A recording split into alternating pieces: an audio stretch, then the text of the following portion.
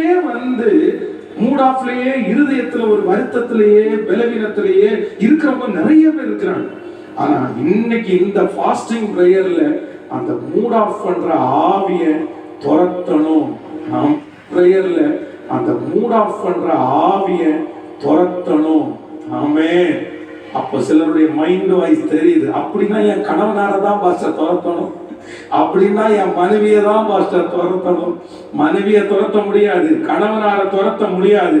அவர்களுக்கு பின்னாடி இருந்து கிரியை செய்கிற அந்த அசுத்த ஆவியினுடைய கிரியை அழிக்கணும். நம்ம ஒரு தீர்மானம் எடுக்கணும்.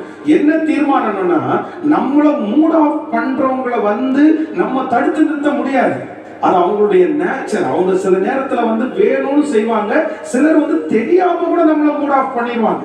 நம்மள தெரிஞ்சு எல்லாரும் மூட் ஆஃப் ஆக்குவாங்கன்னு சொல்ல முடியாது, தெரியாம கூட பண்ணுவாங்க. ஆனா ஒன்று என்னன்னா, நான் மூட் ஆஃப் ஆகாமலே இருப்பேன் அப்படின்னு சொல்ல முடியாது. ஆனா உடனே மனம் திரும்பணும்ன்றதுதான். அந்த மூட் ஆஃப் அப்படின்ற அந்த ஆஃப் ஆகும்போது அதை கண்டினியூவா போயிடக்கூடாது. 2 நாள், 3 நாள், 5 நாள், 10 வருஷம், 5 வருஷம் இந்த மாதிரி போயிடுச்சுன்னா உங்களை மீட் எடுக்கிறது ரொம்ப கஷ்டம்.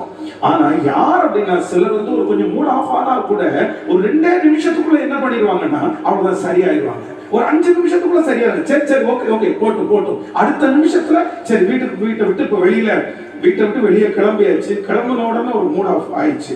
யாரோ கணவனோ மனைவியோ மூட் ஆஃப் பண்ணிட்டாங்க, நான் வரல அப்படின்னு சொல்லி உட்கார்றீங்கன்னு வைங்களேன்.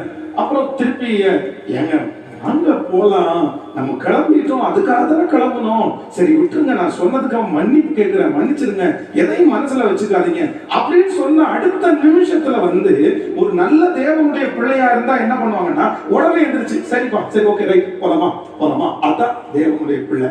ஆனா நீ என்ன மூட் ஆஃப் பண்ணிட்டல, நீ என்ன பேசிட்டல, இப்போ வர முடியாது, என்ன வேணாலும் பண்ணிக்கோ அப்படின்னு இருந்தா அது ஆண்டவருடைய பிள்ளையாய் ஆக முடியாது.